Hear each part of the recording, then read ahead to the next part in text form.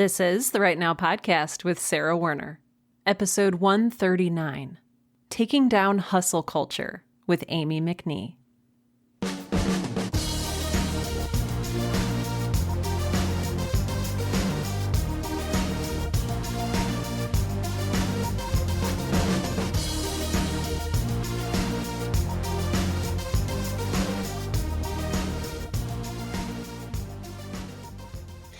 Hi, friends. Welcome back this week. I'm so happy to not perhaps see you, but to be here in this space with you to talk about creativity and writing and journaling and all manner of things. I have a wonderful, exciting guest for you today. This is Amie McNee. And I first discovered Amie, I think, through Instagram. And I think that's how a lot of people discover Amie. And I'll have links to her Instagram and everything in the show notes for today's episode so that you can follow her too and be inspired. But I discovered Amie through Instagram. And through that Instagram, I discovered not only her podcast, which is called Unpublished, which you should also listen to, but her courses. And so I took Amie's journaling course. And if you remember, I did an episode of the Right Now podcast ages ago after I took Amie's journaling course. And I was like, oh my gosh, I have this new journaling habit and it's beautiful and amazing. And it's all because of Amie. So I'll also put links to that if that's still being offered in the show notes for today's episode. I feel like this introduction is getting kind of long. So I would love Amie to say hello to you. So welcome to the show, Amie. I'm so happy you're here. Thank you, Sarah. It's such an honor. As you know, we love your work so much, and it's just so good to get to sit down and talk to you about all the important things. Well, same. I am so excited you are here. I would love to start off with a question about your podcast, and more specifically, the name of your podcast. Mm-hmm. Your podcast is called Unpublished. It is. Can you tell me a little bit about why you decided to start that podcast and where that name came from? Of course. So I've actually been doing my podcast for quite a long time now. I probably started it like maybe 5 years ago. And I now do it with my partner, but I was doing it on my own when I first began. And I was really moving through a lot of rejection with my novels. I was receiving hundreds of rejection letters in the process of submitting my fiction novels to publishers. And I was navigating what it meant to be a writer who was unpublished. And so initially when I started off the podcast, I was recording this journey of what it meant to be creating without that connection. And, life's had its twists and turns and my journey's changed now. And I am now published and I am now connecting with so many people, but it still resonates with me. And I still feel like it's a part of me that I want to always be tending to and mothering in other artists too, because no one is exempt from that process of rejection. I love hearing you talk about these things because you talk about them so gently and with such grace and love. And I want to ask you about the concept of mothering in just a little bit. But before we do that, so how did you take that journey from being unpublished to being published? And we have your first fictional book, I believe, coming out soon, which we'll talk about in just a little bit as well. But yes, tell us a little bit about that journey. Been so big, and it's really, really on my heart as I've gone through this stage of particularly publishing my fiction books. So in the journey that I've been on, I've published nonfiction, but as of today, the pre-order is out today. I'm finally, publishing my fiction novel, which is my original craft. So it's been a really big journey, and it's really one that's on my heart right now. And specifically today, it's super on my heart as I move into this new moment, a new path, I guess, on this journey that I'm on. And I wrote a big article actually about what this journey was like from being unpublished to choosing to self-publish. And it was really tumultuous. And it was at times very painful, and I had to rewrite so many narratives that were keeping me really, really small. I felt like because publishing houses didn't want my work, that I wasn't being chosen, that meant that I was a failure. And for years and years and years, and, I'm still dealing with this story to this day in this very moment. I believe that by picking myself and by self-publishing, it meant that I was a failure. Mm-hmm. And that the idea of self-coronation and self-choosing was the second-rate option. And it was conceding to the fact that nobody else wanted you. And I've just been on this process of shifting that narrative and understanding that choosing yourself is not only way harder than being chosen by someone else, but it's way more profound. It is way more meaningful, and it has a way greater impact on your life. I feel like I have a little bit of insider information because I've listened to your podcast for years. And so I've kind of followed you on this Yeah. journey. But hearing you share this now at this place where, and I don't want to say you've necessarily arrived because I think that we're Well, still, yeah, yeah. yeah. We're still getting there. But what I really love in hearing this is how your mindset has changed. And I think that the places that you have been are places that my listeners are in right now. They're struggling with, feeling like self-publishing is valid or legitimate. And I love your response to that. What was it that flipped that switch for you that made you realize that, wow, I'm choosing myself, and that is way more powerful than having some, randos at a publishing company choose me? I wish it was a flip switching. I feel like that would have almost been, well, it would have been quicker. It's taken years. Like, it's literally taken years. So I stopped submitting this book, The Rules Upheld by No One, probably 4 years ago. She was finished and submitted and rejected. She got picked up for like a hot minute, and then she got dropped, and it was a real roller coaster. And so that probably ended maybe 3 or 4 years ago. And since then, I've just been on a journey of having to understand that I wanted to blame external forces for why I wasn't being able to connect with my fiction. And I did for a really long time. Why don't you see me? Like, I know, like, with my whole heart that I've written a really good book, but why don't you see me? And I was so angry. I was so angry, Sarah. And like, that is really valid because the rejection process is brutal. If we're talking specifically authors, it is really up, and that anger, if anyone's moving through this, is really valid. But it just wasn't serving me because for 4 years, nobody read my fiction. Like, it just wasn't taking me anywhere. And it had to come to a point where I was like, I can blame the gatekeepers and I can blame a really system all I want, but like, it's just not going to get me to where I want to go. And where I want to go is I want to be an author who writes fiction and connects with people. And the reality that I was in my way and I wasn't giving myself permission, and beyond the gatekeepers not giving me permission, I was like sending myself rejection letters every single day that I didn't self-publish my book. It was really heartbreaking to realize that like I was mourning rejection from publishers, but in reality, like every day that I chose not to do this was just me doing exactly the same thing that they were doing to me. That's so insightful and so heavy. And wow, I want to let that sit with my listeners for a second, because I think a lot of them are feeling that anger and that resentment. And why don't you see me is something, it's so hard. And knowing that you have to make yourself be seen is just it can feel so overwhelming, especially if you're not versed in marketing and all of that stuff. There's a lot there.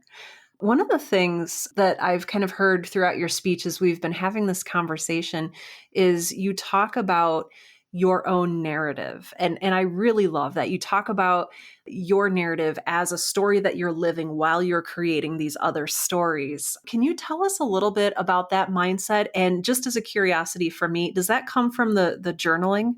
Yes. So Okay. when I talk about like the narratives that I have, I'm guessing that I kind of came to this idea or concept. I'm sure it's stolen from someone, but like I would watch my journaling and there were stories that I was telling myself. So nobody wants to see me. I create in a vacuum. I can't connect. The fact that I want to be a writer is shameful. I'm a child that won't grow up. They're all stories.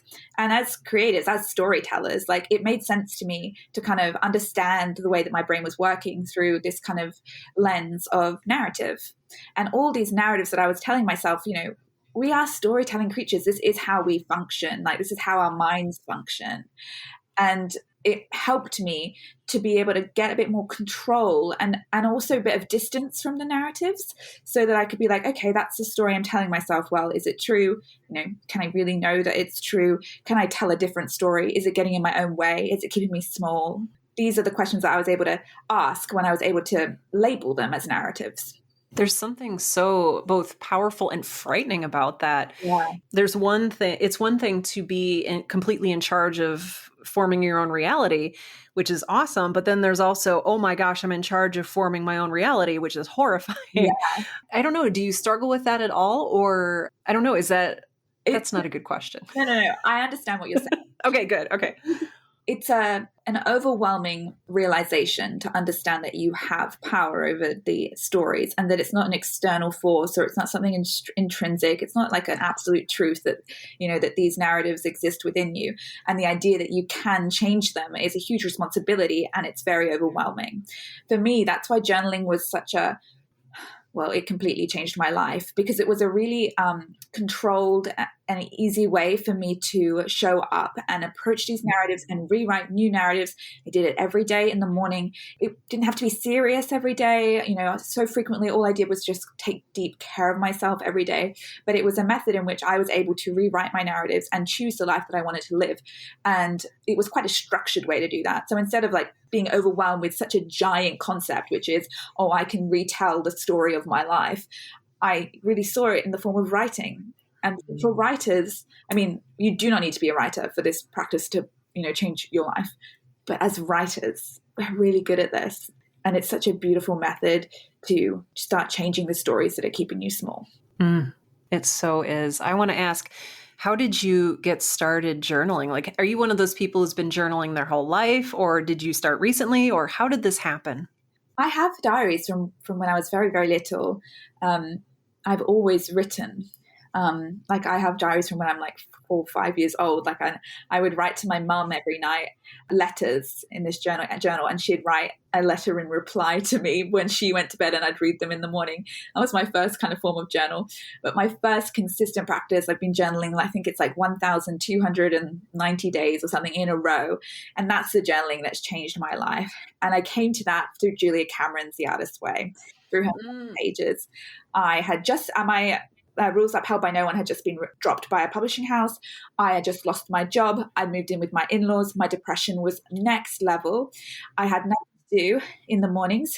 And so I had Julia Cameron's The Artist's Way on my shelf for years. I was like, all right, took it off my shelf. And every single day I was like, just read a tiny bit of this book, Amie, and you'll have done something at least. Unemployed, deeply in debt, rejected artist that I was.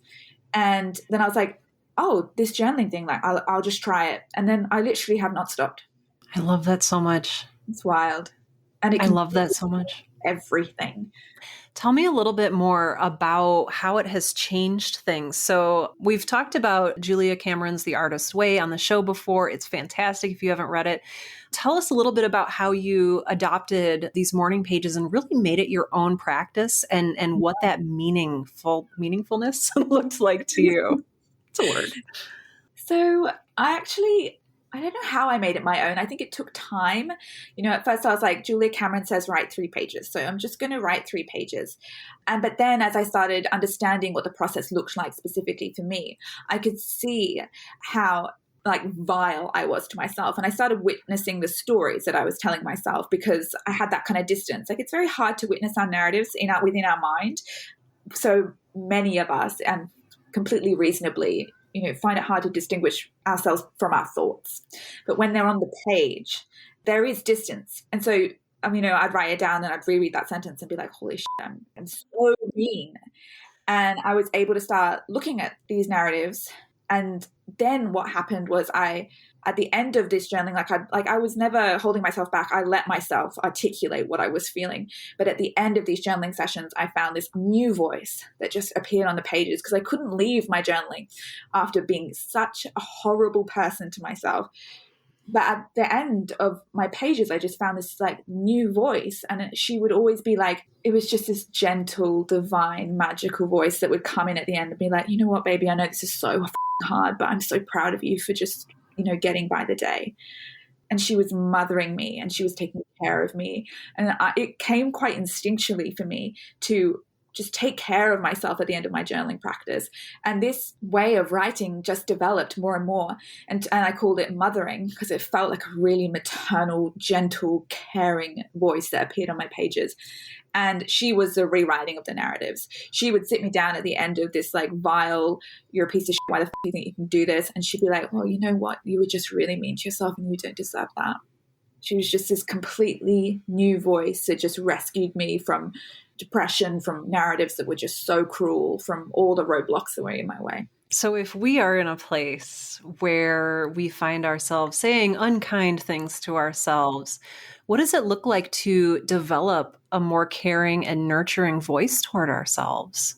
I love this topic. It's really complex. It's not just as simple as, saying kind words to yourself. A lot of us specifically don't have very good relationships with our mums, which can make it even harder.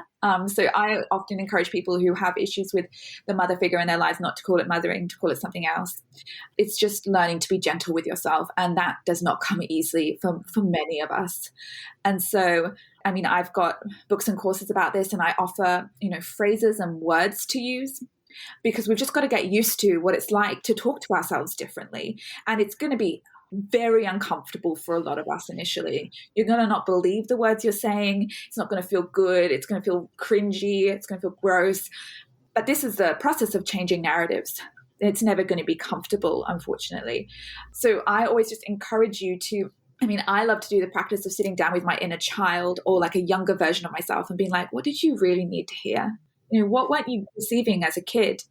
And for me, that looked a lot around taking rest and time out. Like, you don't have to work so hard. I really needed to hear that as a kid. You're doing enough right now as it is. Just, take a break, take a breather. My mothering voice says that a lot. So if this is something you want to play with, I really encourage you to sit down with like a young version of yourself and just be like, what did you need? And you might have received a lot of what you needed, and you can use that too. But often the really powerful is in the stuff that you didn't receive as a kid. And it's now your turn to reparent yourself and to mother yourself through the journaling pages. I'm over here nodding. Those of you who are listening cannot see me, but I have just I'm getting a headache because I'm nodding so much. This was one of the things, and again, I'll link to Amie's journaling course in the show notes for today's episode. It was definitely life-changing for me. What would you say to people who, I would love to talk to myself in this loving, nurturing way, and I would love to rewrite my narrative and even change how I interact with myself, but I don't feel like I deserve it, or I feel it makes me feel guilty, or I feel like I'm just lying to myself?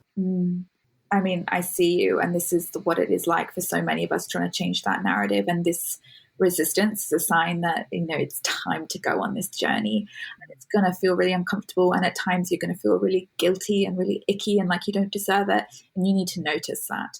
So often what happens in my journaling, if something like that happens, so if my mothering voice comes in and says, you are pushing yourself way too hard, baby, like just get a cup of tea and cancel your plans because you need to take a rest.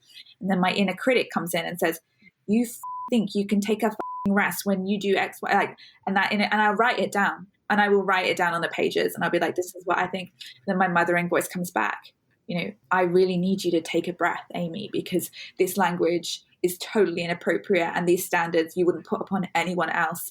And I create dialogues like that. So it allows space for both of us on the pages. So the two narratives kind of interact with one another, and it's not like you're ignoring the feeling of not deserving it.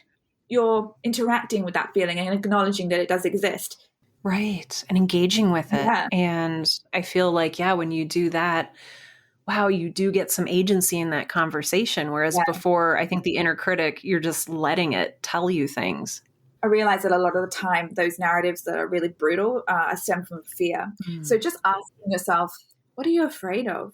Just the mothering coming in, being like, that was a really explicit and cruel thing to say to yourself. Is there a fear behind there? And then instead of approaching it like a war between two narratives, let that mothering voice kind of sit with this really in pain and terrified part of yourself and just let them explain themselves. I think too many of us see the inner critic as like this violent, cruel monster to be defeated. But in reality, I like to imagine it as like a 7-year-old version of me who's having a tantrum. I love it. And like, how can I serve her? Because she's really scared and she doesn't want me to do X, Y, and Z because she doesn't think she's enough. And she doesn't want me to do that because what if this happens? And instead of me being like, you're being so mean to me, I hate you, I never want to see you again, that mothering voice can come in and be like, wow, you're clearly really upset and afraid. Can we talk about this? Like, what's actually happening here? Can we go a little deeper? Why is it that you don't think you can have a rest? What fear is sitting behind that? Let's talk about it. And having that dialogue is the process of transformation. Dialogue is the process of transformation. Mm-hmm. I feel like already this is going to be one of the episodes of my own show that I listen to again and again. gonna have some great pull quotes. Oh, that's fantastic. We are responsible for our own journeys. We're responsible for our own transformations. And I think a lot of us just don't even start that journey because it's so overwhelming and we don't know how. And you are providing us with the first step in that journey. And I think that's so beautiful. Thank you. No, thank you. Wow. It's such a beautiful thing to say. Oh, I'm really glad that we got to talk about mothering and journaling because that is so essential. Do you do your journaling in the morning before your creative work, or what does that creative process look like for you? Yes. So I've played around with this, but the only thing that works for me is I journal first. Journal first, create immediately afterwards. So I'm not allowed to do any muggle work, any business stuff, no anything boring before my creativity. If I do that, I've f***ed up and my creativity won't get done. Like, it has to be prioritized even amongst the most urgent of tasks. But it always comes after my journaling. Journaling is like it's like a little meeting with myself in the morning. And it's just like, hey, how are you going? What's happening? And I can't shift into that creative space until I've done that for some reason. Oh, I really appreciate that. You know, I've been listening to Unpublished once again and listening to you talk about work and rest and the balance that comes in there.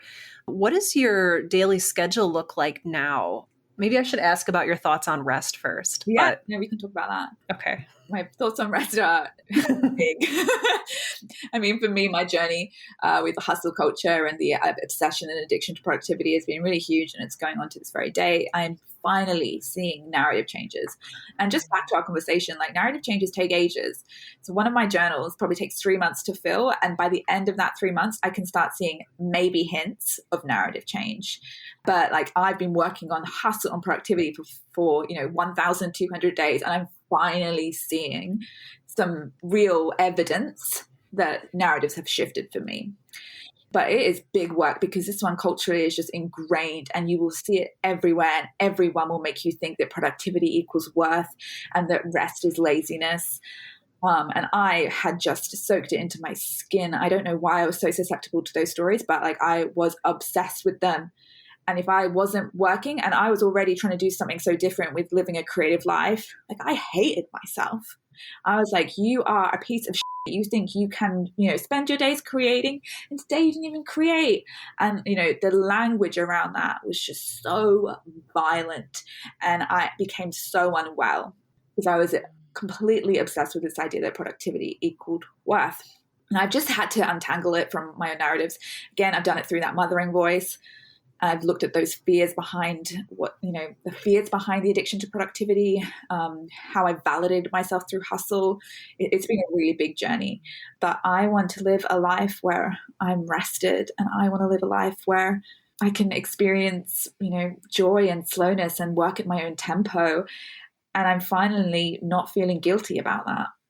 I've been working on a very, very similar thing. I am probably, I don't know, I would say I'm probably among like the world's top 10 slowest writers ever. I love that. And I just get so angry with myself. And every day it's this internal battle of, oh, I hate myself. I hate my writing. I'm so slow. Everyone hates me. And then, no, it's okay. You're writing a 75,000 word project. You can't churn it out in just a couple months, and so it's just this anger, justification, defensiveness, like it all gets kind of mixed together. And it's a really messy journey, untangling this particular narrative from our souls, and it's not going to be neat at all. But I love that, Sarah, and I just want you to know that I think that the fact that you're a slow writer is really beautiful, and I know you won't hear that from literally anyone. Yeah, no. I think, I love talking about how slow I want to live my life and the tempo that I want to honor, because we just don't hear about it that often. We don't hear about people being successful and creatively abundant and, making loads of money and simultaneously doing it slowly and restfully. And that's the narrative that I want to make sure everyone understands. Like, I'm living full time as a creative. I'm making money. I support me and my husband, and I'm doing it slowly and restfully. And I feel really good. And this is possible. I love that. And I love that you said this is possible. I feel like a lot of people want it to be possible and like aspirationally say like, one day I'd like to quit my job and be a full-time creator. but they don't think that it's actually possible. Like it's a pipe dream. It's, whatever, but it's not, because like you're doing it, I'm doing it. Yes. It's I possible. love us, and I love that we are speaking out. Like I just want it's just so possible. Like this is like my real drive. Like I just want you to know how possible this is. It's more possible each day. Like the world is just shifting in favor for creatives to be making money, and you don't have to hustle or burn out in order to achieve it. Yeah. One thing, if you are struggling with hustle culture, is Amie had recommended on one of her episodes.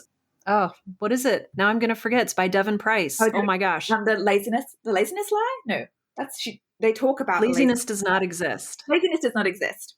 Yes. Thank you. Okay. We got there eventually. And it's funny because I recommend this book to like everybody now, but it was so life-changing. I'll put a link to that in the show notes for today's episode as well. If you really want to start digging deep into why you believe you're worthless if you're not being productive, and if you want to start transitioning into a narrative that says, I am valid just how I am, and I am allowed to create at my own pace, Laziness Does Not Exist is a fantastic place to start your journey into that. Devin's incredible. We've got them on the podcast in the next month. I'm so excited to get to interview them and to pick their brains. They're a really good place to start if you almost don't even believe that hustle culture is a real thing. I really didn't believe it. Like that was part of the problem. Was I was like, oh no, I really think that hustle has moral value. And like I needed someone to break it down for me, to show me why it just is. And Devin's book's a really great place to start with that. I love it. And I love that you have them on your show. I'm so excited. I'm so excited. Good thing. So nervous. Oh my gosh. Oh, I'm going to listen the heck out of that one. Yeah, no, I was in the same place as you. I thought actually hustle was good.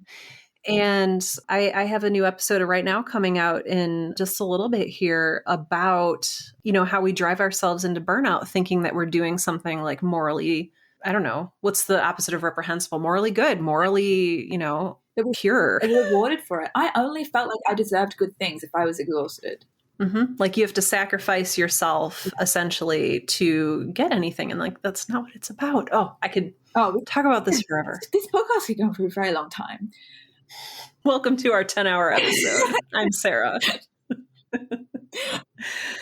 Oh, I have so many questions though. And I would love to keep you here for 10 hours, but also I respect your time and I want to actually like show that instead of just telling it. So hey, I'm really excited. The Rules Upheld by No One is your historical fiction book. It's coming out. I'm not 100% sure when we'll release this podcast right now as of, August of 2021.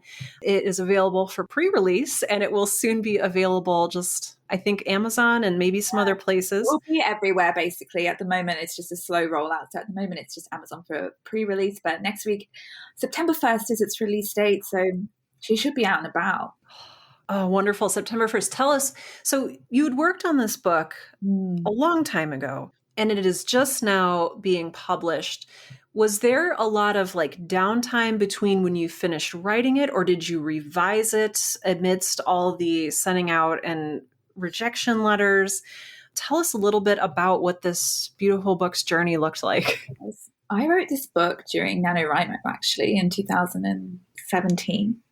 And she just fell out of me. Like it was just the easiest book in the world to write. I spent 6 years writing the book before it, and this book fell out in like 6 weeks. And I mean, the first draft, and then it took revising. Yeah, like a beautiful editor to shape her up, but it was for me, it was such a quick write, and I just felt so good and so what I wanted to do. And I've written 2 more historical fiction novels since then. Like it's really my genre. I love it. So it was a quick writing process, and then it was a quick submissions process too. I submitted it after I worked with my editor.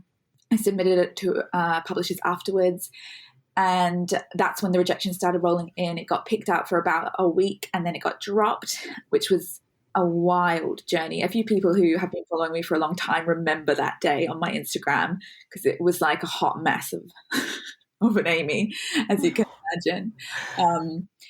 So that was a lot. And then after that, I think it was just after that rejection, after she got dropped, I just let it go. And that was the gap. So the actual writing process, submission process, rejection process probably all happened in a process of 7 or 8 months. Oh, wow. And then the years between that have been just me navigating what it felt like to be so unseen, what it felt like to be rejected in that way.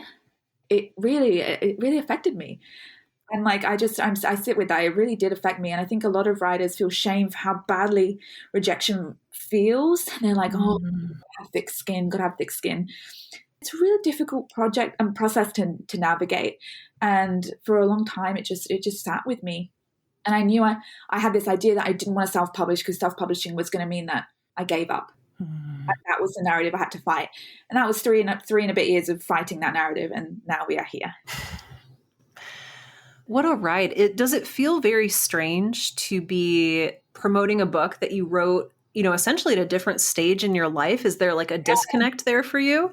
It does, actually. It's a very intimate book. It's a story of, about sexuality and sex and intimacy. And it was a real story of a younger version of myself. And I still really appreciate that I told this story, and I still relate to it deeply. But it is funny connecting back to a much younger part of myself. I'm still extraordinarily proud of it. Like, I personally think it's well written. And I'm proud of my younger self for doing such a good job. But yeah, it is strange. I've been rereading it and practicing it because I'm doing an Audible version of it. So I feel closely connected to her again because I've had to read her so much, which is really nice. And I am so excited to do the Audible version. It's like, I don't know why, but this is like my dream come true. I've always wanted to narrate audiobooks. I love this. Oh, and you have a great voice for it. Oh, this is going to be fantastic. Thank you. I'm super excited. Oh my gosh. So I've noticed that you refer to your book as she. Can you tell me a little bit about this? I've always called my books by their main character names. And so I've always called this book Elizabeth. The Rules Upheld by No One was a name that I managed to whisk from the ether a few months ago, really. So she's been Elizabeth for 4 years. And so that's how her pronouns came into existence, because they're Elizabeth pronouns. Yeah, and it suits her.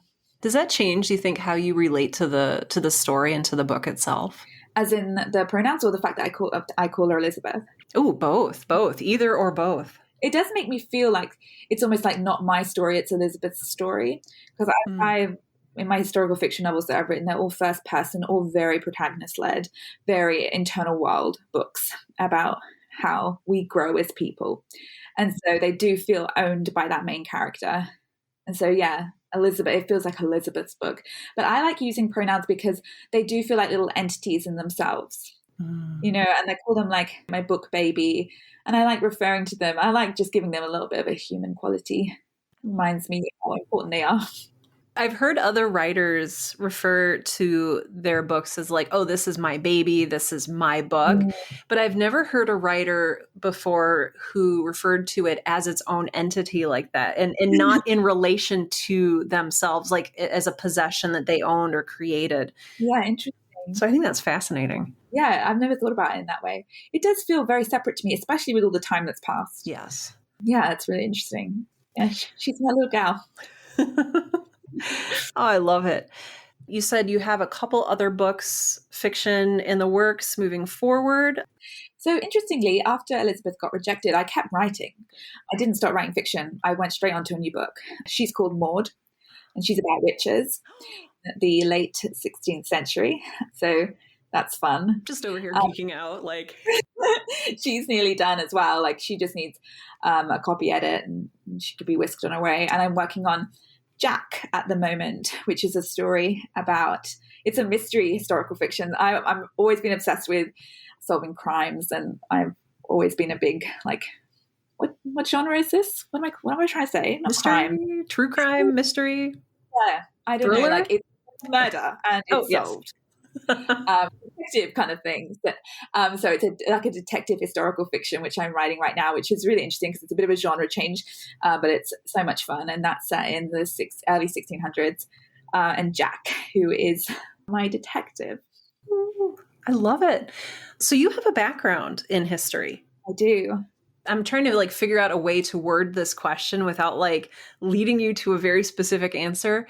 Did you start telling stories that were historical before you got interested in the academic side of it? I'm not asking this well. I grew up in the UK and I was absolutely obsessed with the history side of things since forever. I loved it. I would daydream about it. I just thought the stories were so magical. My area of interest is like 1400s to late 1600s. I've just always been entranced by that. So that's always been a part of me for a very long time. But I went to uni and studied medieval history, specializing in medieval sexuality, pornography, and sex work, which is just the most niche, most wonderful, full of stories kind of area to buckle down into. And I bet. yeah, it was addictive for me. Like I just couldn't believe how many stories and like also not super investigated areas of history that were just, ripe for the picking. And there was no way that it wasn't going to lead me to write many novels. It was just so fruitful and fascinating. I loved it. It's so interesting that gives you so much fodder for that. So I majored in English and like the writing side of things, and that really doesn't leave you, with a whole lot of rich historical context to draw from. So I love that. I love that. You have 2 projects in the works now. It sounds like you kind of have like a pretty good system of I write this book, I write the next one, I write the next one. What was aside from the rejections, which are awful and painful, what has been one of the things that you've struggled with in the craft of writing? Yeah, okay. I've gotten very good at first drafts. So that's never where I've struggled. I do a 500 word a day situation for first drafts, and it's just a really easy way for me to show up, get the work done, and it's really it makes very little sense, big plot holes, but it just happens. So I started Jack only a few months ago, and there's 20,000 words there, and it's literally just 500 words a day. Like it blows me away. Really big fan of the small goals each day. But the editing process I find much harder to dissect into small goals each day. It's just not as easy or tangible to make small goals out of. I find it harder. And also I'm not very good at the smaller details. I can get really frustrated.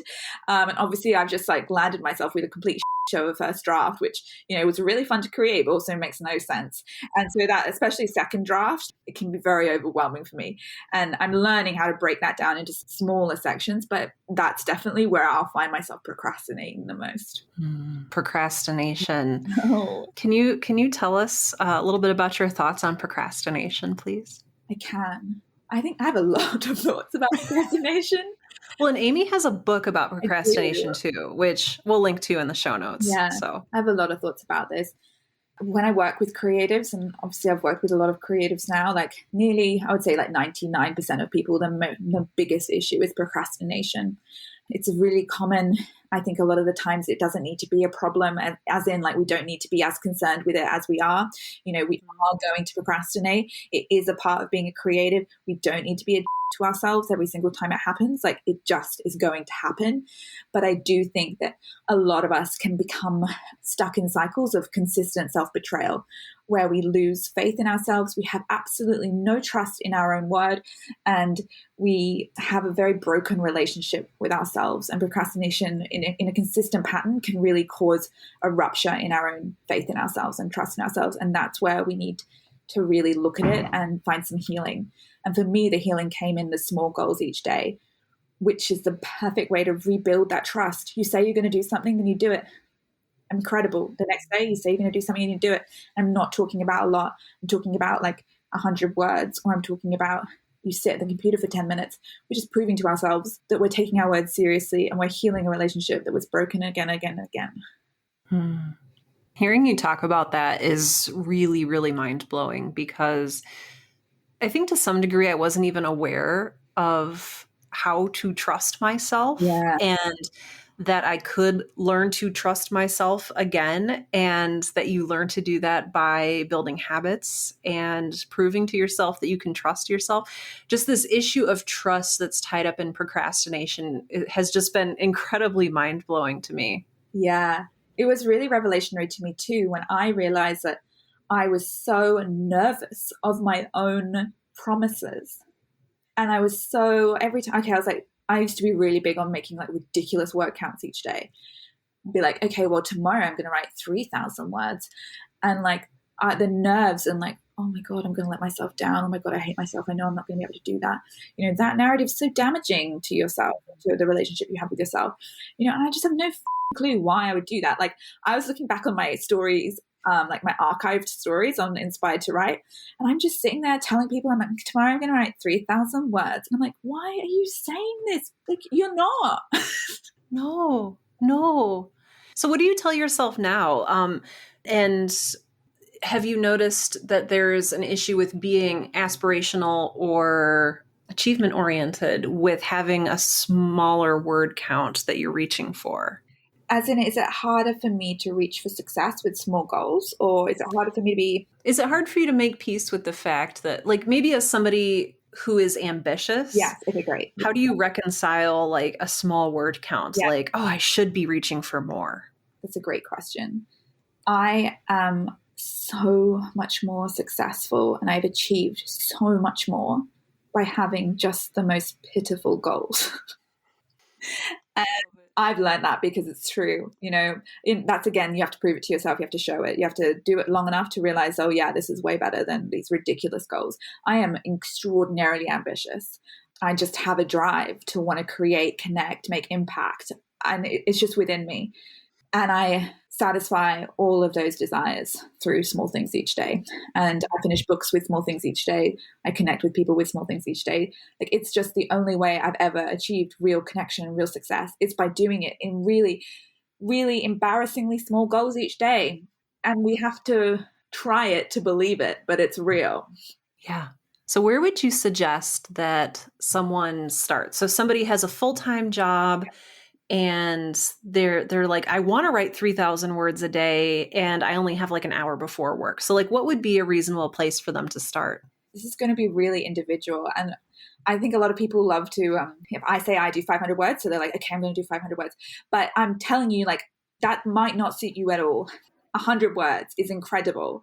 And you need to make sure that it's something that you can do. That's the only requirement. It needs to be small enough that you can do it.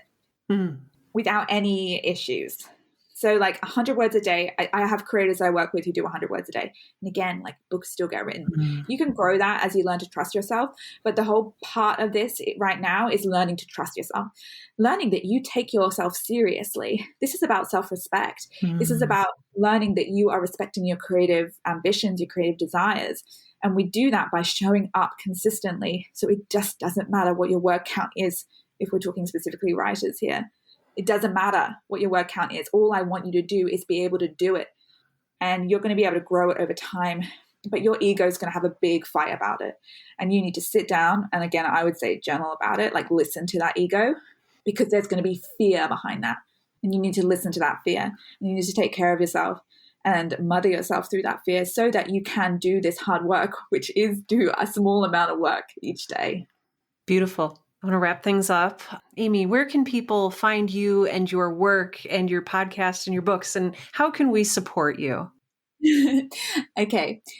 The main place that you can find all those things is on my website, which is amiemcnee.com, and my name's spelled AMIEMCNEE. But you can also find me on Instagram at Inspired to Write. There's probably the main two places. As Sarah said, my podcast is called Unpublished, and I do that with my husband, James. But you can probably find that all from website or Instagram. Wonderful, wonderful. And can you leave us with one of your favorite pieces of writing advice? Already wanked on and on about the small work. No, I mean, another one that I absolutely have to abide to, and I didn't get a chance to mention, is you have to let it be shit. And I always say, if you can't point to your big pile of art, then you're not truly doing the work. So alongside of doing the 100 words a day, if you are sitting there trying to make them the best 100 words you've ever written in your life, then you are not doing the work. And again, you're letting yourself down.